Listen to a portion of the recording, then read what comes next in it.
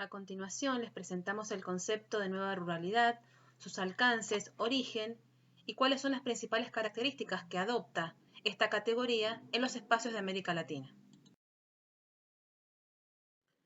A comienzos de los años 90, comienzan a advertirse fuertes transformaciones en los espacios rurales latinoamericanos.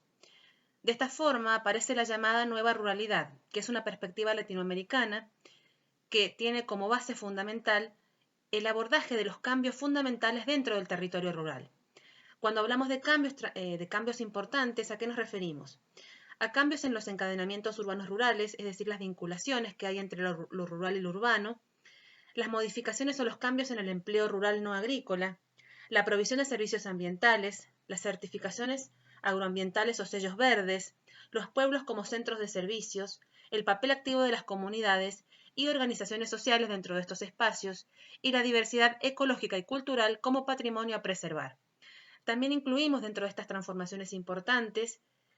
la llegada de la actividad turística como emblemática dentro de estas transformaciones dentro de los espacios rurales latinoamericanos. ¿Qué es la nueva ruralidad? Se trata de una corriente teórica que se origina a raíz de la necesidad de encontrar una manera de expresar la complejidad conceptual que implica el análisis de los hechos y fenómenos que afectan al mundo rural con los diferentes componentes que hacen a estos cambios. Por ejemplo, el impacto de la globalización sobre estos espacios, los capitales extranjeros que comienzan a aparecer, a modo de ejemplo podemos citar esto, el cambio en las relaciones urbano-rural, como mencionamos en la diapositiva anterior, el proceso de desagrarización de la vida rural, es decir, cómo algunas actividades tradicionales comienzan a vincularse con otras, no son exclusivas del mundo rural, lo que tiene que ver solamente con lo agrario. El peso relativo de la agricultura, en este sentido vinculado con lo que decíamos recién, la valoración de los recursos naturales, el papel asignado a los pobladores rurales y los cambios institucionales son algunos de estos aspectos que hacen a la nueva ruralidad. ¿Quiénes son los protagonistas? ¿Quiénes son los actores sociales que forman parte de este nuevo proceso al que estamos haciendo referencia en esta presentación? Aparecen actores que comienzan a tener más relevancia, a cobrar participación dentro del mundo rural, como son los campesinos, los grupos indígenas, pequeños productores, empresarios semi-independientes, y por el mismo proceso de globalización comienza a advertirse la presencia también de grandes empresas dentro de los espacios rurales. El peligro que esto acarrea es que estas grandes empresas, podríamos decir, con su peso y su influencia, logren opacar, podríamos decir, el rol fundamental que cumplen los actores sociales que mencionamos al comienzo. Por otra parte, tenemos que destacar a otros actores como es la presencia del Estado, que puede mejorar la situación de los más desprotegidos, que son los grupos que mencionábamos recién, campesinos, grupos indígenas, pequeños productores. Realmente si se lo propone y hay verdaderas políticas de Estado que apunten a la contención y al impulso de estos pequeños grupos que forman parte y son actores importantes dentro del mundo rural. También comienzan a aparecer las ONG, como por ejemplo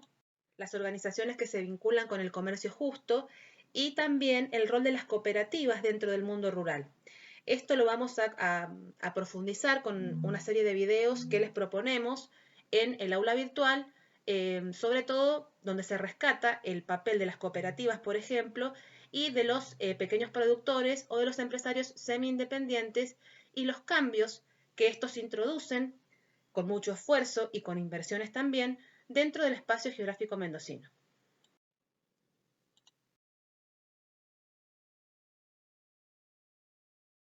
Retomamos entonces las características principales